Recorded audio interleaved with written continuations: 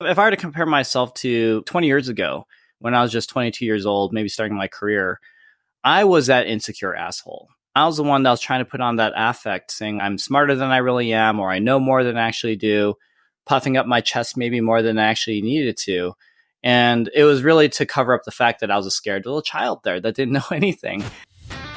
Hey, co-founders, welcome to Made It with Connor Tompkins, a podcast where we meet with badass entrepreneurs who've successfully exited their companies, discussing everything from the wins and losses of entrepreneurship to the next steps after the exit. To not miss out on these exciting stories, be sure to subscribe wherever you get podcasts. Let's dive in.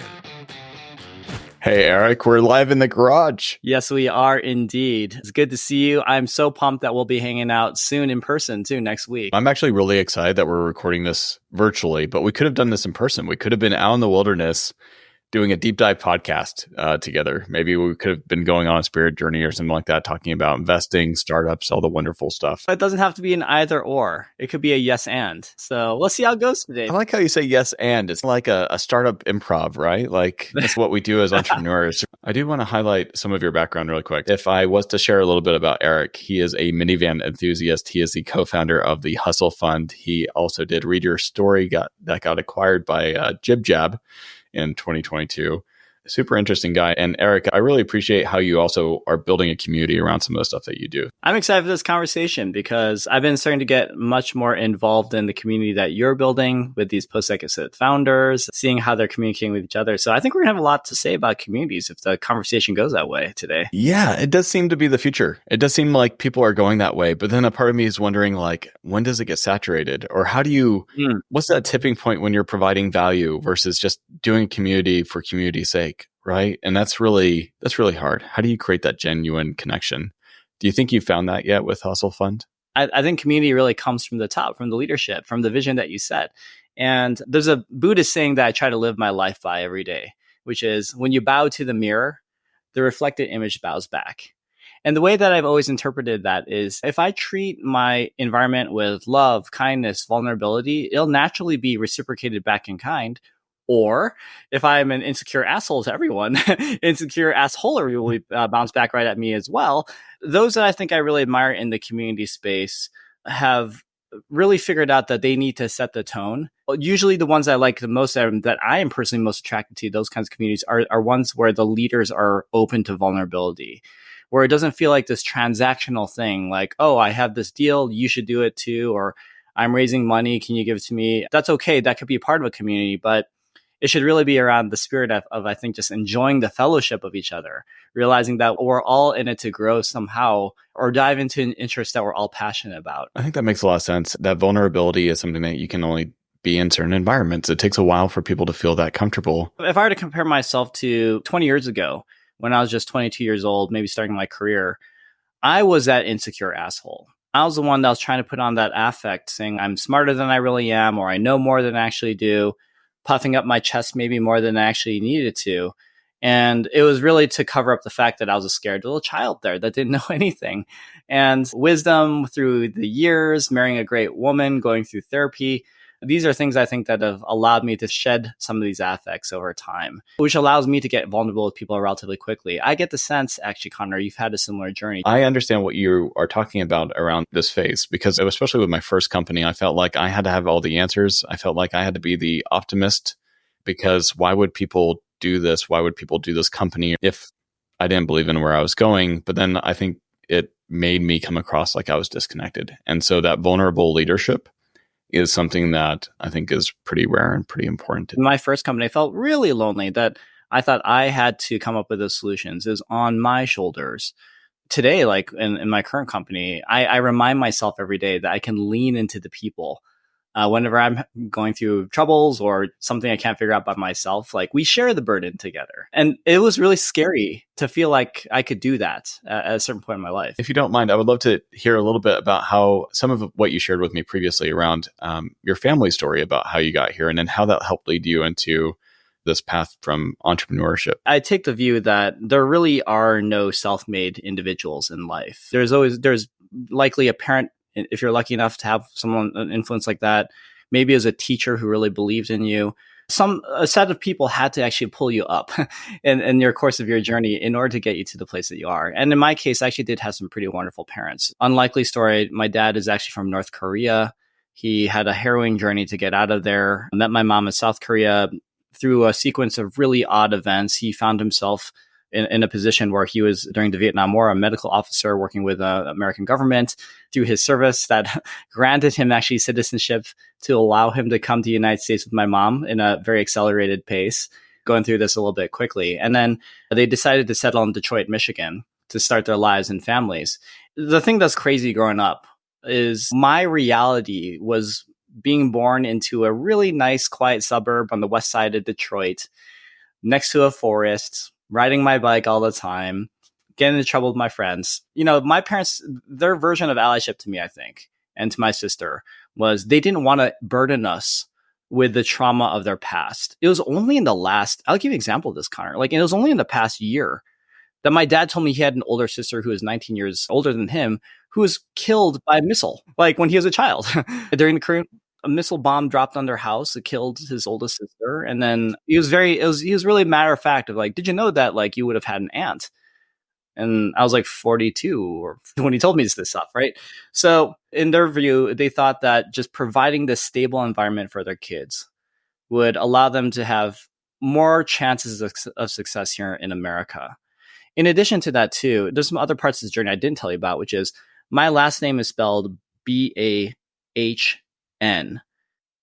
If you were to just see my name on paper, most people assume that I'm German, right? Like Autobahn or something like that. And I actually have Googled Eric Bonds and seen other tall, handsome white guys. Do they look similar? And you're stand up in a lineup, essentially? Yeah, exactly. And there's actually some history behind that too. My dad thought that by anglicizing, or I guess Saxonizing, whatever the German is, Germanizing the sound of, or the spelling of her last name, it might give some additional benefits to the kids so that they wouldn't have to face bias, at least on paper. And I do think that was also a sad kind of version of their allyship as well, which is let's put more distance between our current heritage as well. Anyway, I got to say that these kinds of sacrifices that my parents made, it worked. I came out of my childhood in Michigan enormously positive, felt like I could conquer anything in the world, lots of confidence. I really credit them for setting that foundation, for allowing me to pursue and take risks and feel really safe. And there's a whole journey beyond that, of just starting companies, education, media businesses, all that stuff. And then what we do at Hustle Fund today. But I'll leave it with this one last comment, which is a saying that I heard in church once. I think I might have shared this with you before in previous conversations, which is small hinges swing wide doors. I love to think about life like this, right? Which is these moments that felt kind of trivial or non-important at the time that ended up swinging a massive door open for your future. Meeting my wife on the first day of college clearly is one of the best small hinges of my entire life. Meeting Elizabeth, my co-founder, on the second day of college, another huge door. That's fantastic. As far as meet wife on day one, meet co-founder on day two. Yeah, I can just hang it up at that point. For those who are listening that are not sure whether they should go to college or not, maybe just at least attend the first 2 days and see what happens. That would have been much more cost effective from a debt load perspective. From a tuition standpoint, 100%. For me, at least, I met my wife in high school, and from a business standpoint, I felt she gave me stability, in my life. Before, I was always changing who I wanted to be, and having that person in my life throughout that long period of time gave me that reflection back of how she viewed me, and that gave me a steady base to grow and to develop. And instead of hitting up bars and colleges and doing probably some normal stuff, I was focused on growing a business and experimenting with different things. And she provided that kind of that base for me to focus on. I've heard that male adult brains don't fully develop until we're 26 years old. Or 36. Yeah. Exactly. Maybe 42 even in my case. You're basically a little child, probably way less mature than your wife was when you first met her. And did you ever ask her what she saw in terms of the potential, why she wanted to take a bet on you? And because you were going to go through 10 years of massive changes probably after you met her. We've known each other for so long, and we've made so many small decisions that interact with each other. It's almost like vines intertwined. But you mentioned your other co-founder relationship, and I want to get into Hustle Fund and your co-founder relationship as well. But who you work with is also kind of similar as far as you're making a lot of small decisions together, and that establishes this relationship and this understanding of how you guys work together, and whether you're making that decision every single day as to like, yes, I want to work with this person. Yes, I want to move forward with this person, right? As to why she made a chance or took a chance with me, I have no idea. And I appreciate it every day. If you were to meet my wife, Connor, and I'm sure there's going to be an opportunity for you to do so in the future, you'll find that we're quite similar now. We've been together for 21 years. And just like our sense of humor, the way we talk, just our values, everything is getting more and more similar. Maybe we started as two different trees, right? But over time, the roots interconnect and then the branches can be like almost indiscernible between one or the other. Yeah, for sure. Eric, how did you get into minivans, and then how did you start your first company? I would love to get an origin story. Minivans. Okay, so I had my first kid 9 years ago. And then when we were pregnant with our second kid, I was like, okay, you know what? My back is killing me. We have a Honda Accord. Like going down this motion, put the kid in like the car seat was like destroying my back. I needed something like more like this, right? I was looking at a variety of things, SUVs and all stuff, but I like the size of the minivan. I like the drivability, the convenience, the cargo capacity and everything. And then one day, someone made a comment to me as another dude who's just like, what are you, like a soccer mom? Like, why are you looking at minivans? And that, for whatever reason, really triggered me to get really deep in behind this brand. You can try to emasculate me or whatever like you want by having a minivan. But the fact that I own one is because I have helped make children. So I've had sex. All right. Have you? I don't know, because you don't have a minivan, right? You're already ahead of like most of the population that week, probably. Exactly. So part one is just that is an ironic statement, right? That you're trying to emasculate me when I've definitely created children, because that's why I have the minivan. And then part two was this, which is I love questioning weird norms. One is just that minivans are really dorky, or just they're not as good as an SUV and all that stuff. I've driven a lot of cars in my life.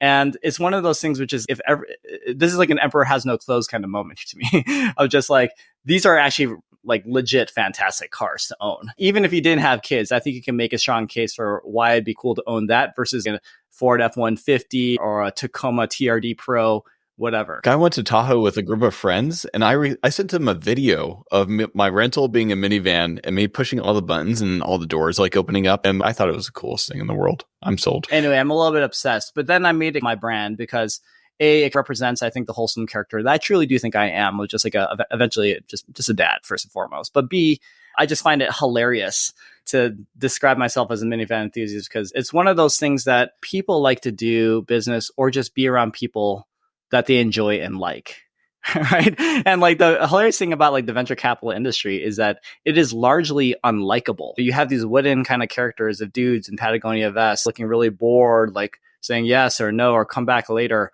And we forget that there's humans on both sides of the table. So I think that's a big part of this brand, is just like expressing that we are also silly, flawed, hilarious people just like you. And if we're going to take this 10-year journey to build a company from scratch together as your investor, we might as well enjoy each other too. Tell me about the first startup. Out of college, I started this company called Beat the GMAT. It was a community for people applying to business schools, almost a large discussion forum.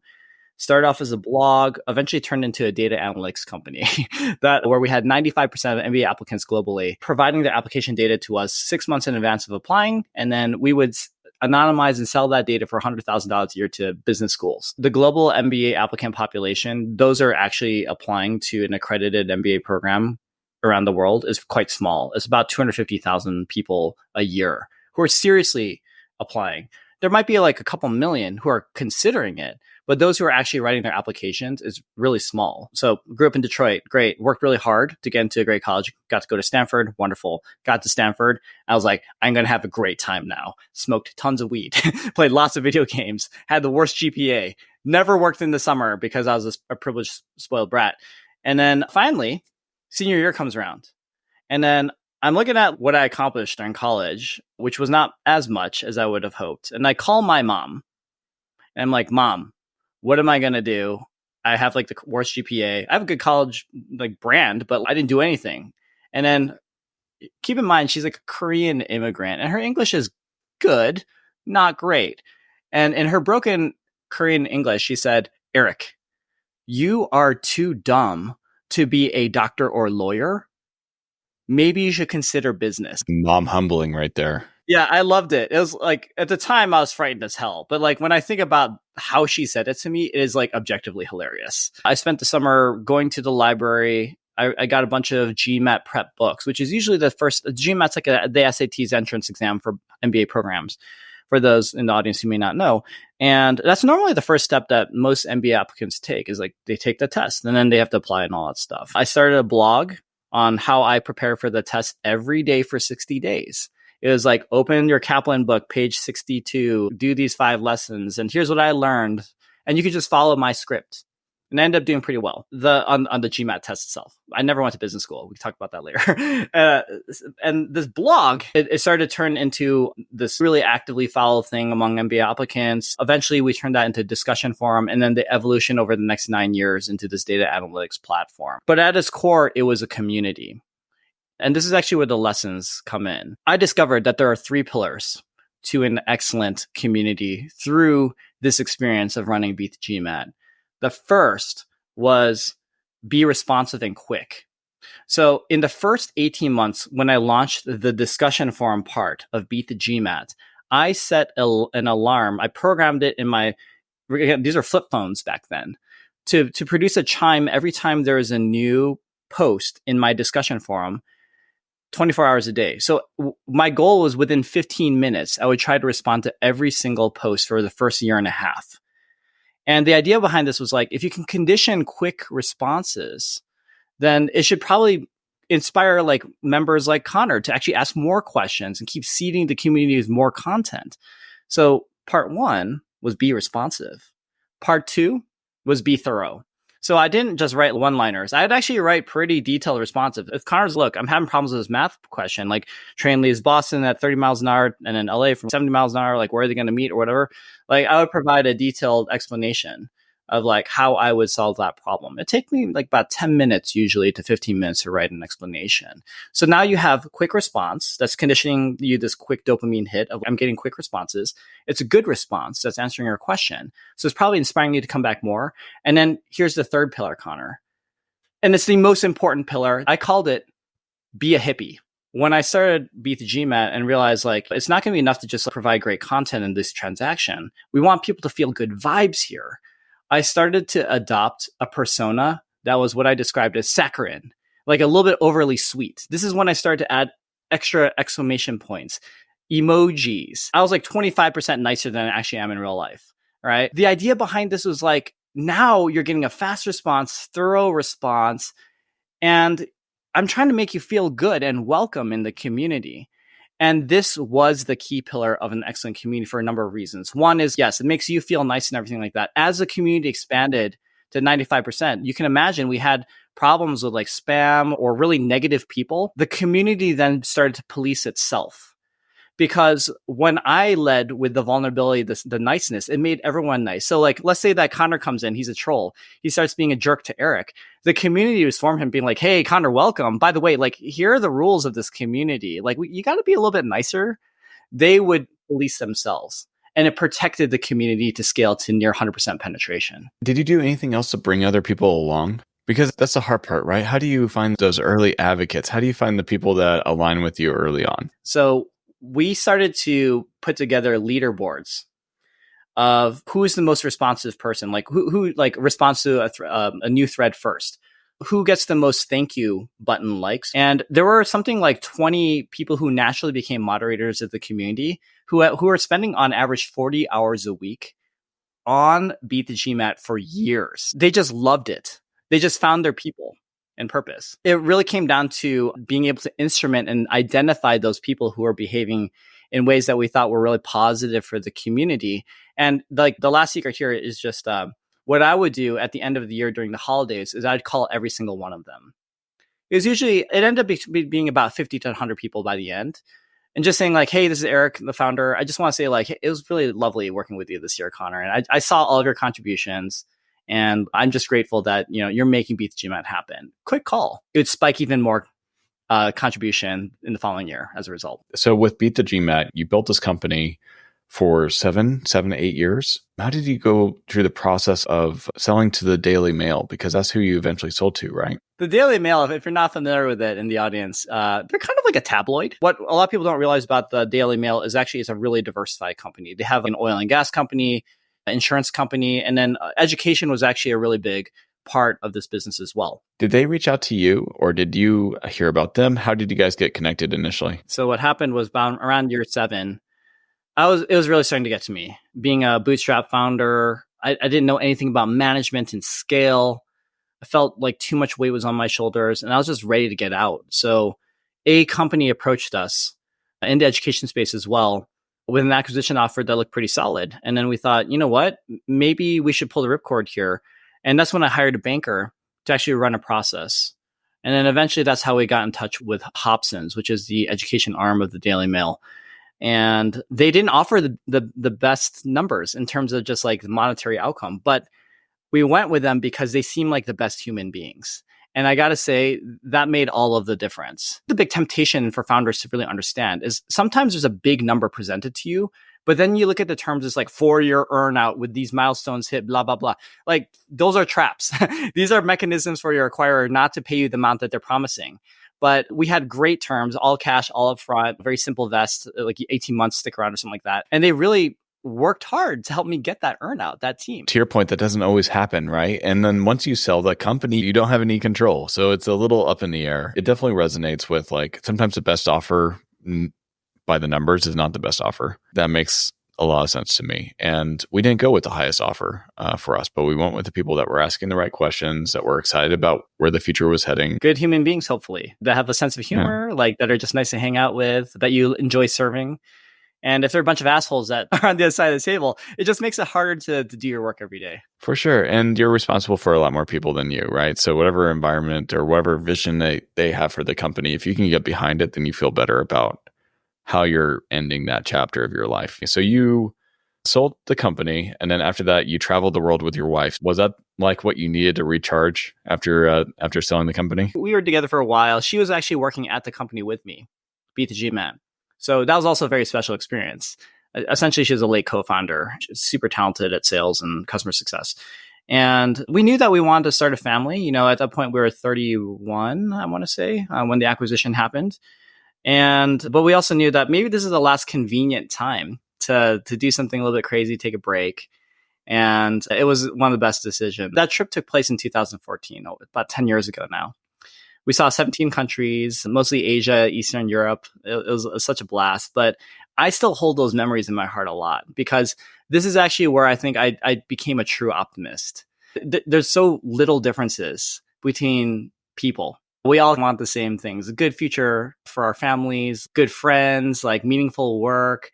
And some of the richest people I got to see were on this trip. And I'm not talking about like they had yachts or anything like that. The one thought, there's a really distinct picture in my mind even right now. So I was walking around in Hanoi in the north part of Vietnam at night, just wandering around by myself, actually. My wife was back in our Airbnb apartment or whatever we were doing. And I walked by this motorcycle shop. And it was like a family of about 10 people, grandparents, parents, little kids over there. As a bike shop, but it was really clear to me that these people lived at the bike shop, probably in the floor above.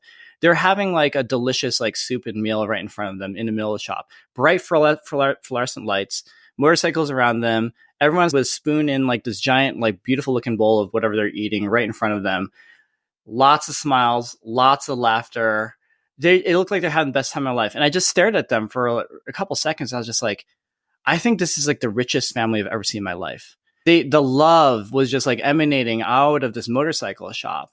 And it occurred to me just like, you know, what is wealth? What does rich, like being rich actually mean? And it did redefine so much of just like what I wanted to get out of my life in terms of how I run my family today, what we spend money on, more experiences over things. It was a great reset as an adult of just like, this is how I'm going to live from now on. It was just a celebration that there's these differences out there, that there's different kinds of ways you can live your life. And that's something that I still hold in my heart a lot. You traveled the world. You worked like Instagram and a big company, and you were also an entrepreneurial resident at 500 startups. You started a company with your sister. And I think it's funny, the caption that you have on here is you started a children's book company with your sister, and she and I still get along, which I think is like an awesome like caveat. Like, you worked with your wife and it worked out great. You worked with your sister, it worked out great. Tell me about this children's book company that you made. The idea behind this was a company called Read Your Story. This is around the time I had my first kid. And one of the things I was starting to notice was kids, and this parents' fault, naturally like to reach for a device, right? An iPad or like a phone. And if you're a busy parent, it's really easy to just drop the device on them. And I'm guilty of this too. My kids watch way too much iPad. But the other sort of observation I made as even a little baby was they like to see pictures of themselves. So the idea behind Read Your Story was, what if you can upload a picture of your kid's face, and then we can crop their face as the protagonist of these characters of these children's book stories, along with their name in the story. So you can hear things like, Owen went to the park today, and Owen played with the duck or something like that. And then like maybe we can condition these little kids to reach for a book. And that was the mission behind Read Your Story. Is we'll start by basically Trojan horsing these kids into enjoying seeing themselves in these printed books that are really beautiful. But over time, can we inspire them to want to read?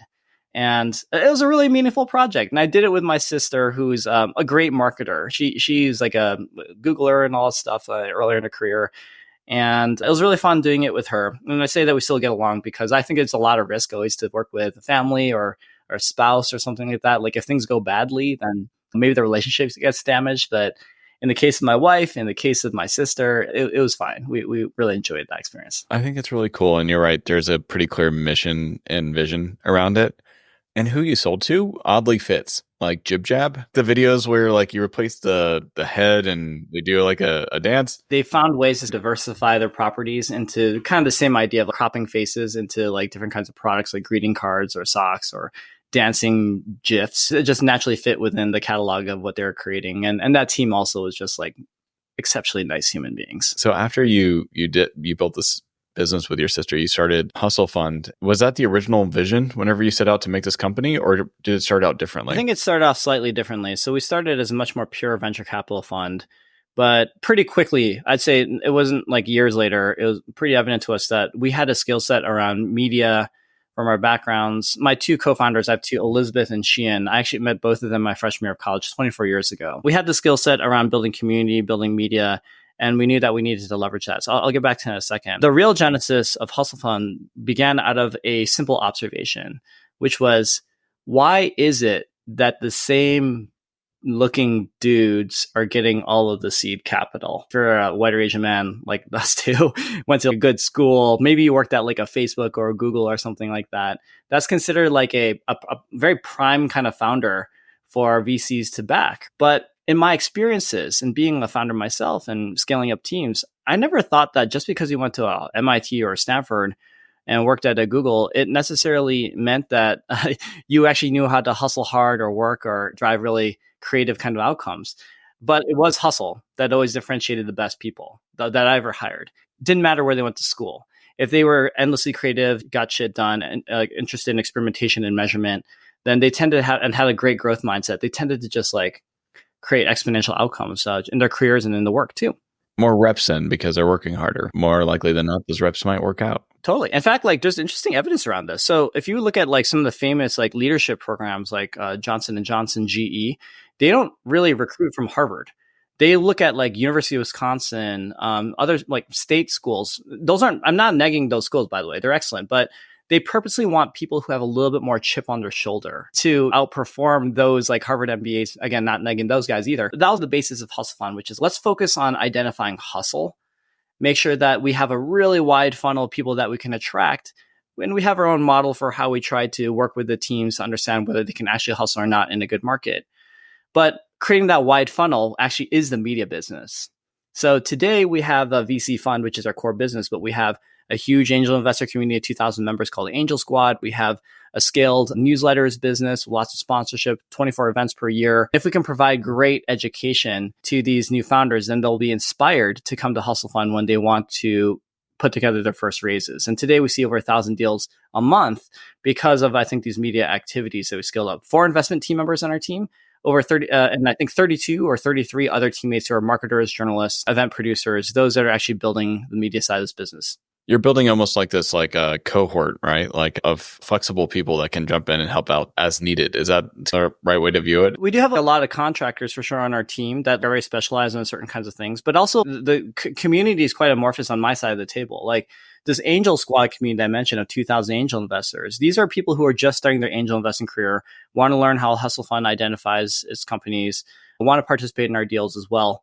But they're actually the secret to Hustle Fund, because let's say that Connor's building a healthcare company, right? And Connor says, Eric, I really need to figure out Medicare so that my patients don't have to pay out of pocket.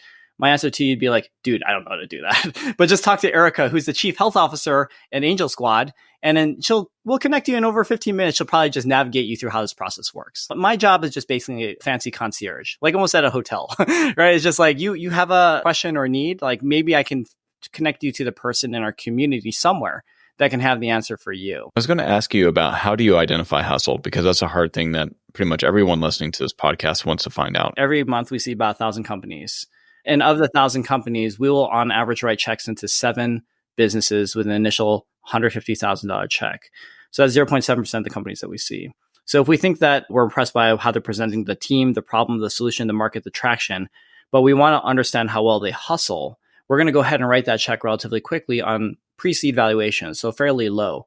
We define hustle as great execution meets high velocity. It's more about the throughput of what you can ship per hour worked.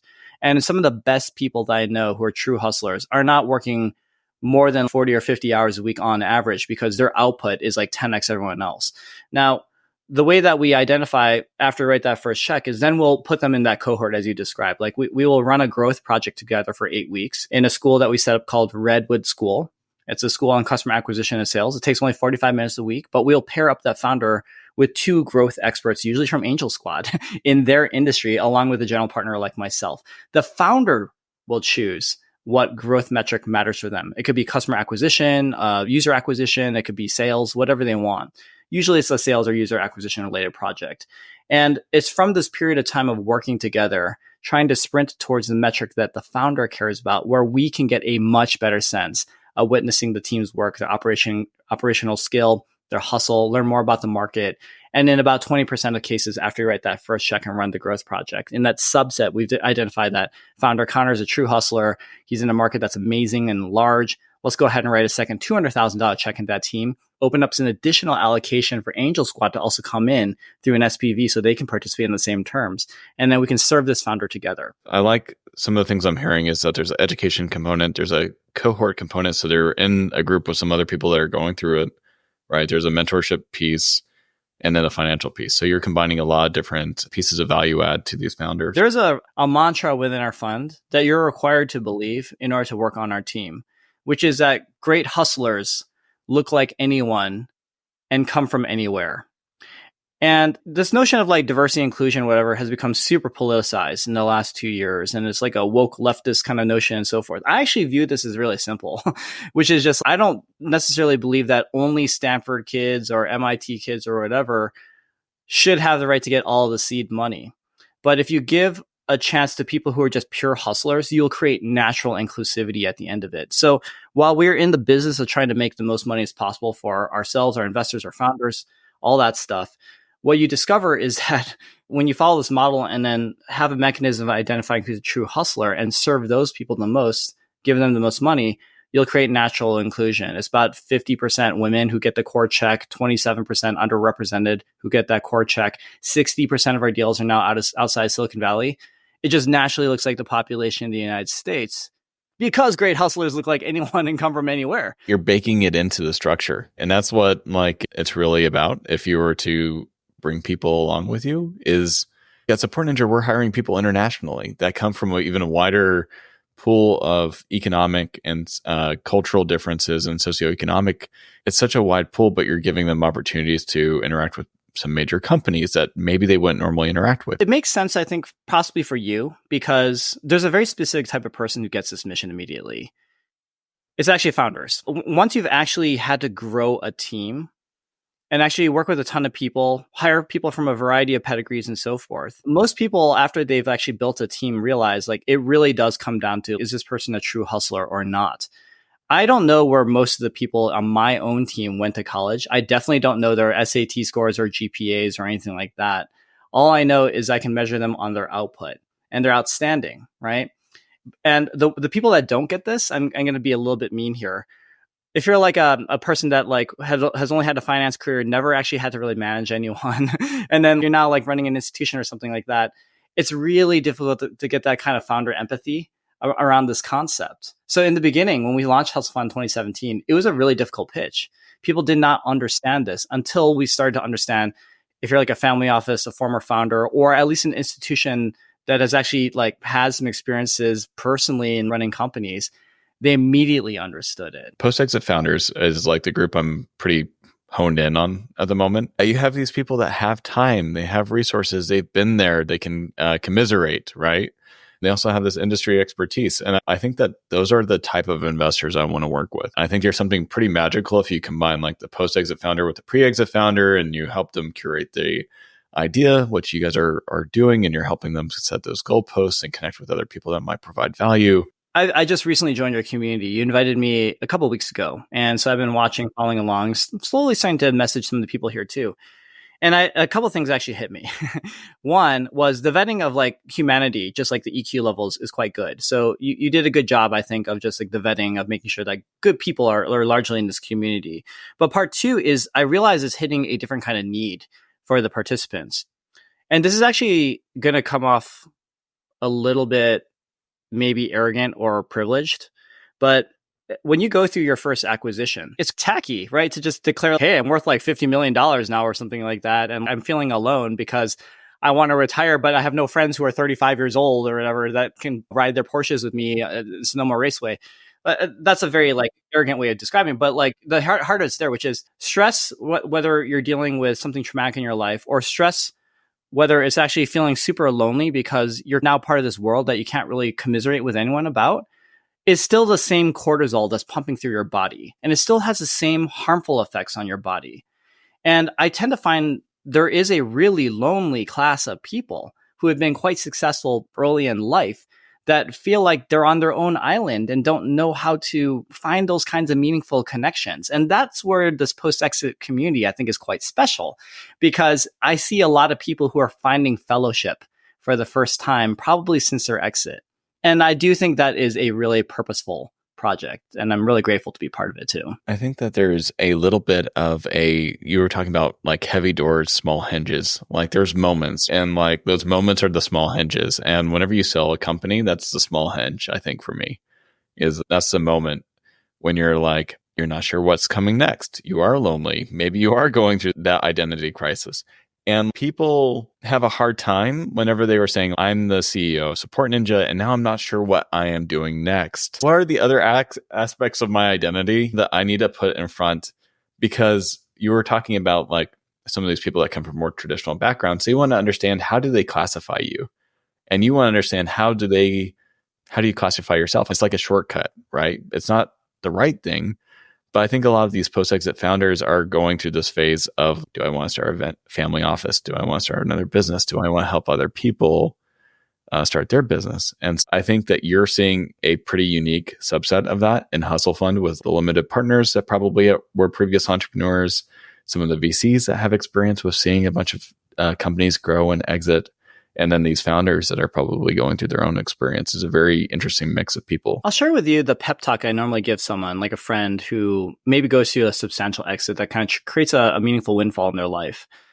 I always ask this question, which is, if you're to look back at the last several years of your career, is there a single activity that you can identify that consistently brought you high emotional energy? You can define that as like flow, joy, whatever it is. What is that? And then sometimes it takes them sometimes a long time, these people asking this question to answer what that might be. But then the punchline follows is, in whatever you do next, what if you actually could just solve for joy, right? And focus on a project that is always putting you in the flow state as much as you can. You're now in the post giving a fuck era of your career, which is, it's not to say you don't give a fuck, but I'm just saying that you're not here to fight to climb the ladder to become like a VP at Google or whatever. Like, you're just not in that game anymore. So what does solving for joy look like, right? Unapologetically solving for joy. And those answers sometimes are really tremendous. I've heard things like, I have to start a nonprofit. I have to go like travel the world and just meet this one guru or something. Or it's even as simple as like, all I want to do is coach my son's soccer team. Right. And it's cool. Like when you can see, hopefully you play a tiny small hinge moment as well of just like shaping maybe a direction.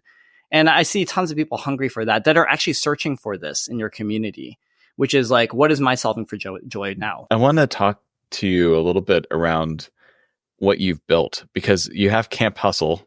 It's happening next week. What am I expecting to see here? What is happening at Camp Hustle? Camp Hustle is an event that we started 3 years ago, this series. It's our flagship event for investors. And it's 1/3 institutional investors, 1/3 angel investors, 1/3 GPs, angels, and so forth. No founders really go to this.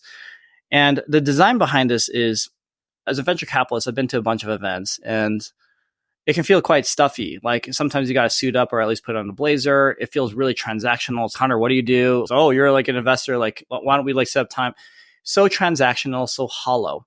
We wanted to actually create an investor event that actually discards a lot of those affects, where we can actually understand each other as people first. And here's how we try to solve for that. One is we hold it in the forest. You can't wear a suit in the forest, Connor. It's going to get really scuffed up and nasty. So you got to come and dress casually. You're in the forest. You're surrounded by this natural, beautiful Northern California forest.